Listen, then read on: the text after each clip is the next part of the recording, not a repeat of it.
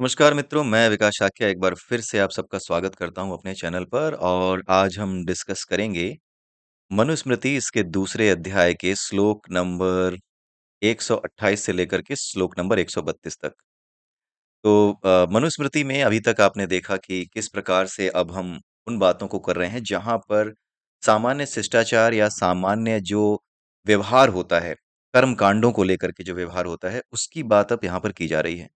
कर्म कांडों को लेकर के भी एक पूरा का पूरा साइकोलॉजिकल रीजन होता है और उस रीजन की वजह से ही ये कर्म कांड बनाए गए हैं सो दैट आदमी को, इंसान को एक तरीके से कॉन्शियस रखा जा सके, उसको अटेंटिव रखा जा सके कि what he is doing. Right, he should be respectful.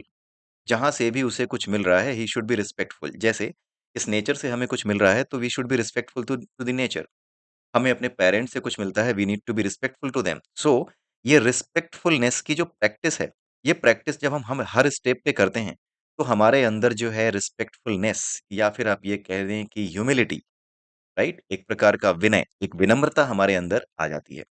तो इस विनम्रता का निर्माण करने के लिए ही कुछ ऐसी परंपराएं हैं, कुछ ऐसे नियम बनाए जाते हैं जिसकी मदद से आपको रिमाइंड कराया जाता है कि you need to be humble to all those जो कि आपको कुछ ना कुछ दे रहे हैं, चाहे वो ये नेचर हो, चाहे आपके पेरेंट्स हो, चाहे वो आपके गुरु हो, कोई भी हो।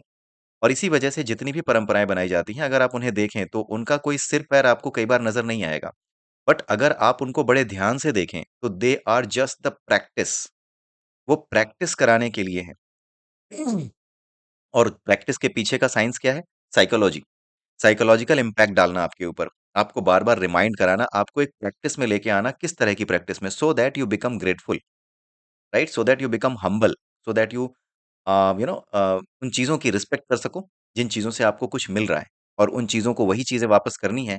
इनफैक्ट संसार को वही चीज़ें वापस करनी है जो कि आपको मिली हैं।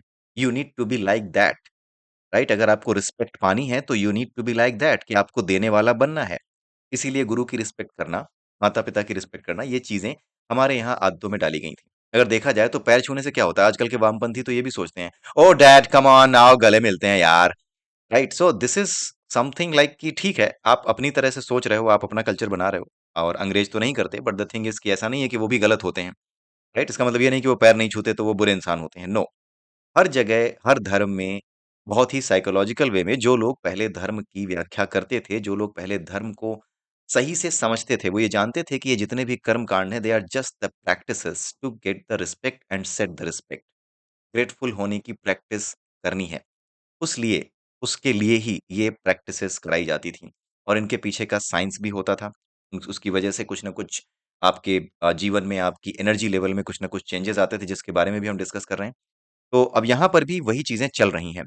तो बहुत ज़्यादा इनको लेकर के मैं आपको एक्सप्लेन नहीं कर रहा हूँ चीज़ों को, क्योंकि बेसिक पर्पज़ ये है कि जहाँ पर साइंटिफिक फैक्ट्स हैं, वहाँ पर उन चीज़ों को डिस्कस करें। बाकी आप ये समझ जाइए कि जितनी भी चीज़ें यहाँ पर बताई जा रही हैं, वो केवल और केवल एक प्रैक्टिस है फॉर रिस्पेक्टफुलनेस, फॉर ग्रेटफुलनेस, राइट? किसकी रिस्पेक्ट करनी है, किसकी रिस्पेक्ट जो है आपको किस लेवल तक करनी है, राइट? कोई ऐसा व्यक्ति हो, रिस्पेक्ट तो हर किसी की करनी है, कोई ऐसा व्यक्ति हो जो बुरे काम कर रहा है, तो एक लेवल के बाद उसकी रिस्पेक्ट में ऐसा नहीं है कि आप उसे कुछ कह ही नहीं सकते, you have to say something. तो उस तरह की चीज़ें भी यहाँ पर बताई गई हैं। सो ये सारी की सारी एक रेगुलर प्रैक्टिस सेट्स हैं, जो कि आपको मनुस्मृति में बताए गए हैं। जैसे एक छोटा-सा एग्ज़ाम्पल, ये वीडियो छोटा ही होगा इसलिए मैं कुछ और भी चीज़ें लेकर के चल रहा हूँ। जैसे एक छोटा-सा एग्ज़ाम्पल ले लीजिए, आजकल महाकुंभ चल रहा है, आज तारीख कितनी है? 22 फरवरी। 4 दिन बाद महाकुंभ समाप्त हो जाएगा। तो महाकुंभ के केस में अब लोग ये बोल रहे हैं कि जो लोग गंगा नहाने जाते हैं, उनके पाप धुल कैसे जाते हैं? कैसे पाप धोए जाते हैं? कैसे धुलते हैं? राइट? भाई आपने गंगा नहाई नहीं है तो ये सब प्रश्न मत कीजिए। राइट? पहली चीज़ तो ये है कि जो आदमी गंगा नहाने जा रहा है, और ये क्लियर एक नैरेटिव है कि जो व्यक्ति गंगा नहाने जा रहा है, वो व्यक्ति पाप धोने ही जा रहा है। कुछ लोग तो सिर्फ़ नहाने भी जाते हैं यार, कोई ज़रूरी थोड़ी है कि हर कोई पाप धोने ही जा रहा है। गंगा है, पानी है, वहाँ नहाने भी जा सकते हैं। एक स्पिरिचुअल एक रिचुअल है, एक भारतीय संस्कृति का अंग है, हिंदू संस्कृति का अंग है, तो क्यों नहीं जा सकते? द थिंग इज़, अब आते हैं बात इस पे कि भाई गंगा नहाने से क्या पाप धुल जाते हैं? पहली चीज़ तो ये कि आप ये देखो कि जो लोग गंगा नहाने जा रहे हैं, और पूरी दुनिया में जब ये नैरेटिव है कि पाप धोने ही गंगा में जाते हैं। तो इसका मतलब क्या है? इसका मतलब ये है कि जो व्यक्ति गंगा नहाने जा रहा है, वो ये तो क्लियर बता रहा है कि मैंने पाप किए हैं। वो क्लियरली एक्सेप्ट तो कर रहा है सबके सामने कि हाँ, मैं नहाने जा रहा हूँ, पाप धोने जा रहा हूँ, यानी पाप तो मैंने किए हैं। तो पहली चीज़ यही है कि आपको इस बात का एहसास होना चाहिए कि आप पाप करते हो, आप गलतियाँ करते हो। जो लोग ये ज्ञान दे रहे हैं कि जो लोग गंगा नहीं नहा रहे हैं, क्या वो जो लोग गंगा नहाने जा रहे हैं, क्या उनके पाप धुल रहे हैं? अगर उनको देखा जाए तो क्या ऐसा है कि उन्होंने कभी कोई पाप किया ही नहीं होगा? ऐसा है क्या? कभी कोई गलती ही नहीं की होगी, कभी किसी के साथ कुछ बुरा नहीं किया होगा, जाने-अनजाने ही सही कभी नहीं किया होगा क्या? कभी भी कुछ नहीं किया होगा? किया होगा। लेकिन वो इतने बड़े ज्ञानी बन चुके हैं, वो ये जानते हैं कि उनकी नीयत ही नहीं है सुधरने की। इसलिए वो खुद को रिमाइंड भी नहीं कराना चाहते और दुनिया को ये दिखाना भी नहीं चाहते, बताना भी नहीं चाहते कि हाँ, मुझसे गलती होती है। एक्सेप्टेंस है ही नहीं उनके अंदर। उनके अंदर ह्यूमिलिटी, विनम्रता है ही नहीं कि हाँ, मैं गलती करता हूँ। इस चीज़ को वो स्वीकार कर सकें, ये है ही नहीं। इस वजह से वो गंगा नहाने जाने के पक्ष में भी नहीं है और जो नहाते हैं, उनकी बुराई करके वो ये दिखाते हैं कि भैया हम तो बड़े साफ-सुथरे हैं। उनके अंदर ये प्रॉब्लम है कि वो ये मानने को ही तैयार नहीं है कि उनसे कभी कोई गलती हो सकती है। उनमें विनम्रता नाम की चीज़ ही नहीं है। तो ये जो नैरेटिव है ना कि गंगा नहाने से सब पवित्र हो जाता है, ये कैसे हो जाता है, राइट? अरे भाई, पहला स्टेप है अपनी गलती को पकड़ना। हमारे यहाँ जितनी भी परंपराएँ बनाई गई हैं, ये सब की सब इसीलिए बनाई गई हैं ताकि आप अपने आप को या तो रिमाइंड करा सको या फिर ग्रेटफुल होने की प्रैक्टिस कर सको। ये सारी परंपराएँ इसीलिए बनाई गई हैं, ये सारी प्रैक्टिसेज़ हैं। रिस्पेक्ट करना, बड़ों की रिस्पेक्ट करना, जिससे भी कुछ मिल रहा है उससे रिस्पेक्ट करना, राइट? जो कुछ भी आपको आश्रय दे रहा है, जो कोई भी आपको आश्रय दे रहा है, जो आपका इनफैक्ट अगर आपके पेरेंट्स नहीं हैं और अगर आप कहीं पे किराए पे मकान पे रह रहे हैं और वहाँ पे कोई बड़े बुजुर्ग रहते हैं जिनके आश्रय में आप रह रहे हो, जो आपको आश्रय, आपको सुरक्षा दे रहे हैं, तो वो भी आपके पेरेंट्स ही हैं उस समय। उनकी भी रिस्पेक्ट आपको उसी तरह से करनी है। आपको उनके घर का उसी तरह से ध्यान रखना है, राइट? और उन्हें भी आपका उसी तरह से ध्यान रखना चाहिए। It works both ways, right? ऐसा नहीं है कि केवल आप रखेंगे और वो नहीं रखेंगे, राइट? आजकल तो ख़ैर ये सब चीज़ें बदल चुकी हैं, आजकल तो सब कुछ पैसे पे आधारित हो चुका है, नहीं तो पहले जब लोग किसी के यहाँ किराए पे या कहीं पर रहा करते थे, तो उस चीज़ का एक अलग ही महत्व होता था। इनफैक्ट माता-पिता से ज़्यादा महत्व वो जिसके यहाँ आश्रय में रह रहा है, उसको देता था वो व्यक्ति। उसे बताया जाता था कि तुम्हें ज़्यादा देना होगा महत्व। राइट? तुम अपने घर में कैसे भी रह सकते हो, लेकिन किसी दूसरे के घर में रह रहे हो, भले ही तुम उसका मूल्य चुका रहे हो, लेकिन उसकी चीज़ों को नुकसान पहुँचाना, उसका नुकसान करना, ये सब चीज़ें नहीं करनी होंगी आपको, ध्यान रखना होगा। सो बी रिस्पेक्टफुल, बी ग्रेटफुल, इसी की प्रैक्टिस कराने के लिए ही ये सारी चीज़ें बनाई जाती हैं। It's all about the practice. केवल और केवल प्रैक्टिस ही है और कुछ नहीं है। प्रैक्टिस के माध्यम से ही आपको ग्रेटफुल होना, रिस्पेक्टफुल होना सो दैट आप यज्ञ कर सको। ग्रेटफुल होकर के यज्ञ कैसे करोगे? क्योंकि यज्ञ का मतलब ही ये है कि जो कुछ आपने नेचर से जैसे लिया है, वैसे ही नेचर को उसी रूप में वापस करना है, राइट? आपने बड़ों से ज्ञान लिया है, आपने बड़ों से परंपराएँ ली हैं, आपने बड़ों से शिक्षा ली है। इस प्रैक्टिस को समझा है कि ये हमारे अंदर विनम्रता लाती है, ये हमारे अंदर एक तरीके से ग्रेटफुलनेस लाती है, तो यही चीज़ मुझे अपने बच्चों में पास करनी है। जो कुछ नेचर से लिया है, नेचर के किसी भी कंपोनेंट से, चाहे वो पिता हो, माँ हो, कोई भी हो, उनसे जो कुछ भी लिया है, उसे नेचर को उसी रूप में वापस करना है। यही है ग्रेटफुलनेस। राइट? इसी की प्रैक्टिस कराई जाती है। तो गंगा में नहाना एक बात तो ये समझ जाइए कि जो लोग ये कहते हैं कि गंगा नहा से पाप धुल जाएँगे क्या? आप ये पक्का जान जाइए कि वो किसी तरीके से उन लोगों की नीयत नहीं है कि वो कोई भी गलत काम करेंगे, कोई भी छल-कपट करेंगे, कोई भी झूठ या कोई भी नैरेटिव फैलाएँगे। ये अक्सर वही लोग कहते हैं अगर आपने देखा हो तो यूट्यूब पे ये बातें करते कौन नज़र आ रहे हैं? ये बातें करते वही नज़र आ रहे हैं जो कि या तो वामपंथियों से प्रेरित हैं या फिर एंटी हिंदू हैं। राइट? और ये वही लोग हैं जो गलत तरीके से बाहर से एक तरीके से बाहर से फंडिंग हो रही है भारत को तोड़ने के लिए, उसके लिए पैसे लेते हैं। कोई भी अनएथिकल काम करते हैं, ये वही लोग हैं, जो ये कह रहे हैं कि ब गंगा में नहाने से क्या पाप धुल जाते हैं क्या? क्योंकि इन्हें पता है कि ये पाप कर रहे हैं और इन्हें धोने की कोई नीयत नहीं है। ये अपने स्वार्थ में इतने गिरे हुए हैं कि भारत देश के टुकड़े हो जाएँ, ये नष्ट हो जाए, भ्रष्ट हो जाए, इससे इन्हें कोई लेना-देना नहीं है। ये अपने स्वार्थ के कीड़े हैं। इस वजह से ये ऐसी बातें करते हैं। इसलिए गंगा नहाने का मतलब समझिए और गंगा नहाने का क्या तात्पर्य है इसको भी समझाया गया है कली हनुवाणी में। अगर हम देखें तो गंगा नहाने का सीधा-सा मतलब ये होता है कि जब आप गंगा नदी में खड़े हों, तो गंगा नदी की कहानी है। गंगा नदी की कहानी ये है कि उसमें एक बार एक भक्त जाता है और गंगा नदी से गंगा माँ से पूछता है। गंगा माँ पूछती हैं कि तुम कौन हो? उसका परिचय पूछती हैं कि तुम कौन हो?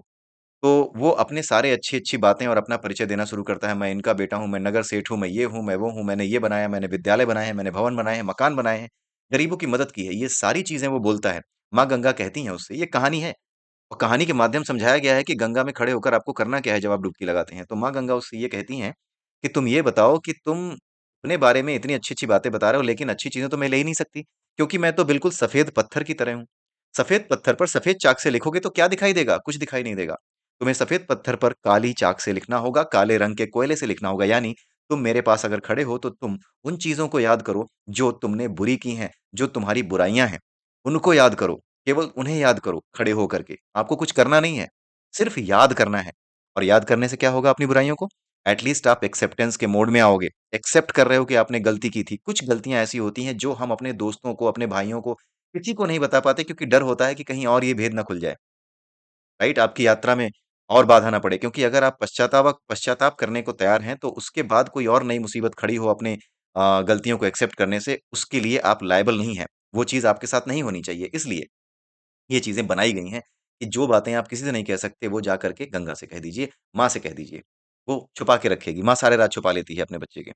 तो इसी वजह से गंगा को माँ कहा गया और उसके सामने जा कर के आपको अपनी सारी गलतियाँ केवल याद करनी है। और याद क्यों करनी है? इससे हो क्या जाएगा? हो ये जाएगा कि ये साइकोलॉजिकल इम्पैक्ट है। जब आप गंगा नदी में खड़े होकर के अपनी बातों को एक्सेप्ट कर रहे हो, जो गलतियाँ आपने की हैं, जो आप किसी को नहीं बता सकते हो, उन गलतियों को खुले भाव से एक्सेप्ट कर रहे हो, ये बहुत बड़ी बात है, इसके लिए बहुत हिम्मत चाहिए। आप दूसरों के सामने अपनी गलती एक्सेप्ट करने की बात छोड़ दीजिए, आप खुद अपने सामने अपने भीतर, अपने आप से ये बता दो कि मैंने ये गलती की थी, ये जो मैंने किया था ना, ये सही काम नहीं था, ये भी बहुत बड़ी बात होती है। इसी चीज़ को करवाने के लिए, इसी एक्सेप्टेंस के मोड में लाने के लिए, ताकि आपको एहसास हो और उसके और ये एहसास क्या होता है? ये एहसास आपको सही रास्ते पर चलने में मदद करता है, आपको कॉन्शियस बनाता है कि आगे से ऐसा नहीं करना है, या फिर आपको एक अपने आप से ही एक आप ये कह लीजिए कि एक छोटी-सी शिकायत-सी होती है कि नहीं यार, ये नहीं करना है, आगे से नहीं करना है। क्योंकि जब आप अपनी गलतियों का एहसास करते हो, तो जो भावनाएँ आपके भीतर आती हैं कि हाँ यार, ये तुमने क्या किया? तो कई बार उसमें शर्मिंदगी, कई बार उसमें अपने लिए अपमान, सब कुछ महसूस होता है। राइट? अपने भीतर ये महसूस होता है कि हाँ, मैं काफ़ी ह्यूमिलिएटेड फ़ील कर रहा हूँ, राइट? तो ये सारी चीज़ें जो है आपको एक रिमाइंडर की तरह काम कराती हैं कि what you have done was not correct. अपने आप को हम्बल बनाओ, अपने आप को विनम्र बनाओ। इसलिए ये साइकोलॉजिकल प्रैक्टिस गंगा नहाने की कराई जाती है ताकि आप में एक्सेप्टेंस आए। जो लोग ये कहते हैं ना कि हाँ, गंगा नहाने से क्या होगा? वो लोग हैं जो मानने को ही तैयार नहीं है कि उनसे कोई गलती हो भी सकती है। क्यों? क्योंकि वो अपने स्वार्थ में इतना नीचे गिर चुके हैं कि देश तोड़ने से लेकर के किसी बेकसूर के मारे जाने को भी राजनीतिक रंग दे देने में, इन सब चीज़ों में वो लिप्त हैं। उन्हें पता है कि उन्हें देखना भी नहीं है कि हाँ, हम क्या गलती कर रहे हैं, क्योंकि उन्हें साफ-साफ पता है कि चाहे जो कुछ भी हो यही तरीका है, चाहे गलत हो, चाहे सही हो, तरीका तो यही है। राइट? क्रांति बंदूक की गोली से निकलती है, जो माओवादियों का तरीका था। कुछ इस तरीके से ही उनकी सोच जो है बन जाती है कुछ लोगों की। घृणा की भावना और क्रोध की भावना, जो द्वेष की भावना है, वो इसी तरह के विचार लेकर आती है कि क्रांति बंदूक की गोली से ही निकलती है। अब ये बंदूक की गोली किसी की शकल तो नहीं जानती, वो किसी बच्चे को भी लग सकती है, किसी बेकसूर को भी लग सकती है।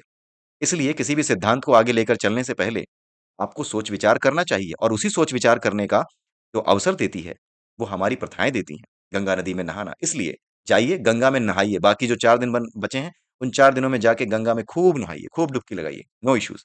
आइए अब देखते हैं आज के जो श्लोक हैं, 128 से 132 यानी 5 श्लोक, आइए देखते हैं इसमें क्या बताया गया है।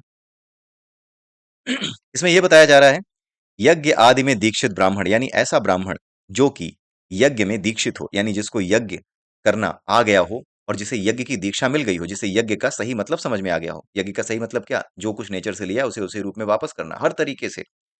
भौतिक स्तर पर भी और मानसिक स्तर पर भी, अपने एथिकल लेवल पर भी, हर जगह, हर लेवल पर, ज्ञान के स्तर पर, कर्म के स्तर पर, ध्यान के स्तर पर, कोई भी स्तर हो, भक्ति के स्तर पर, कोई भी स्तर हो, उस स्तर पे, हर स्तर पे यज्ञ चलता है। जो कुछ लिया है नेचर से, वो उसी रूप में नेचर को वापस करना। अगर आपने कुछ लिया है ज्ञान, तो उस ज्ञान को अपने आने वाली पीढ़ियों तक पास करना, गुरु शिष्य परंपरा। ये क्या है? ये यज्ञ है, यही यज्ञ है, ठीक है? तो जो ब्राह्मण यज्ञ में दीक्षित हो, भले ही वो उम्र में छोटा हो, यानी वो यज्ञ का मतलब समझ गया लेकिन उम्र में छोटा हो, तो फिर वो मानसिक रूप से बड़ा हो गया, फिर वो ज्ञान वृद्ध हो गया। तब भी उसका नाम नहीं लेना चाहिए। यानी ऐसा व्यक्ति जो इन चीज़ों का सही अर्थ जानता हो, उसका नाम फिर भी मत लो, क्योंकि वो सम्माननीय है।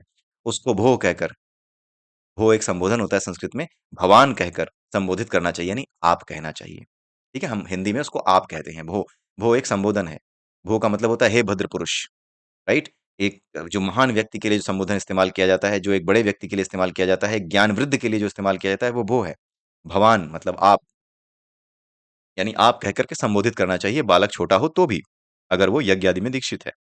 जो दूसरे की स्त्री हो, अब यहाँ पे ध्यान से देखिए, जो दूसरे की स्त्री हो अथवा जिससे संबंध ना हो, उससे भवती सुभगे भगिनी, यानी बहन, ये सब कहकर बोलना चाहिए। अब देखिए कितनी अच्छी बात बताई गई है मनुस्मृति में कि जो दूसरे की स्त्री हो, उसे अपनी बहन मानना चाहिए, सुभगे, भवती इस तरह के संबोधन इस्तेमाल करने चाहिए जिससे ये पता चले कि मैं आपका सम्मान करता हूँ।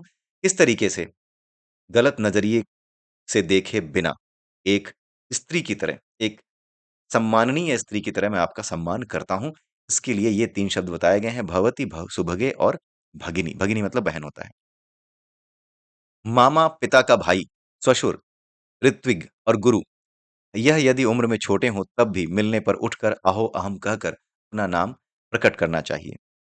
ठीक है? यहाँ पे ये बताया गया है कि मामा हो, पिता हो, मामा हो या पिता के भाई यानी चाचा जी हों, ससुर हों, ऋत्विक हों और गुरु हों। अगर ये उम्र में छोटे भी हों यानी गुरु गुरु अगर उम्र में छोटा भी यानी जिससे आपने कोई भी शिक्षा ली है, कोई भी दीक्षा ली है, अगर वो उम्र में छोटे भी हों, तब भी मिलने पर उठ करके अहो अहम, असौ अहम यानी यह मैं हूँ, उसके बाद अपना नाम बताना चाहिए। माफ कीजिएगा मोबाइल की घंटी बज रही है, उसको जरा माइंड मत कीजिएगा, ये अक्सर उसी समय फ़ोन आता है जिस समय वीडियो बना रहा होता हूँ, तो उसको जरा किनारे करते हैं। मौसी, मामी, सास और बुआ यह सभी गुरु स्त्री के समान पूज्य हैं। मौसी हो, मासी, मामी, सास और बुआ। अब देखिए, इसमें आप देखिए मौसी, मामी, सास और बुआ यह सभी गुरु स्त्री के समान जिस तरीके से गुरु की पत्नी का सम्मान होता है उसी प्रकार से इनका भी आपको सम्मान करना चाहिए। किसका? मौसी का, मामी का, सास का और बुआ का। इसलिए इनका आदर सदैव गुरु माता के समान करना चाहिए। ज्येष्ठ भाई की सवर्णा स्त्री से रोज प्रणाम आदि करना चाहिए। जो बड़ा भाई हो, उसकी स्त्री से यानी भाभी से रोज प्रणाम करना चाहिए। और जाति संबंधी स्त्रियों को पितृकुल या मातृकुल में विदेश से आने पर प्रणाम करना चाहिए। और जाति संबंधी यानी अपनी ही स्वजाति का मतलब कि जो अपने ही तरह के लोग हों, राइट? जो अपने ही तरह के लोग हों, जो अपने तरह के काम करते हों, अपनी जैसी विचारधारा रखते हों, उसे स्वजाति का कहा जाता है, अपनी जैसी विचारधारा रखने वाला। संबंधी स्त्रियों को जो संबंधी हों, ठीक है? उनको पितृकुल या मातृकुल में अगर आप पिता के कुल में हो वो या माता के कुल में हो या फिर वो विदेश से आप आ रहे हैं, तो उनको आते ही प्रणाम करना चाहिए। ठीक है? मतलब ये कुछ सामान्य शिष्टाचार हैं जिसमें मतलब मैंने पहले ही बता दिया कि ये शिष्टाचार क्यों हैं। ये रिमाइंडर्स हैं। ये केवल और केवल प्रैक्टिसेज़ हैं, आपके अंदर विनम्रता पैदा करने की, आपके अंदर ग्रेटफुलनेस पैदा करने की, राइट? तो यही चीज़ है यहाँ पर। ऋत्विज्ञ का मतलब मुझे यहाँ पर अभी नहीं पता है, ऋत्विज्ञ इसका शाब्दिक अर्थ मुझे देखना होगा, आप जाकर के देख सकते हैं। ठीक है? तो ये समझ लीजिएगा कि क्या मतलब है इसका और बाकी चीज़ें यहाँ पर जितनी भी थी ये इस श्लोक में इन 5 श्लोकों में इतनी ज़्यादा कुछ ऐसी नहीं थी जिसके बारे में बहुत ज़्यादा डिस्कशन किया जाए। तो इसी के साथ ये वीडियो मैं यहीं समाप्त करता हूँ। अगले वीडियो में फिर मिलते हैं। तब तक के लिए जय सिया राम, जय श्री कृष्णा, जय श्री राधे, जय मनु महाराज।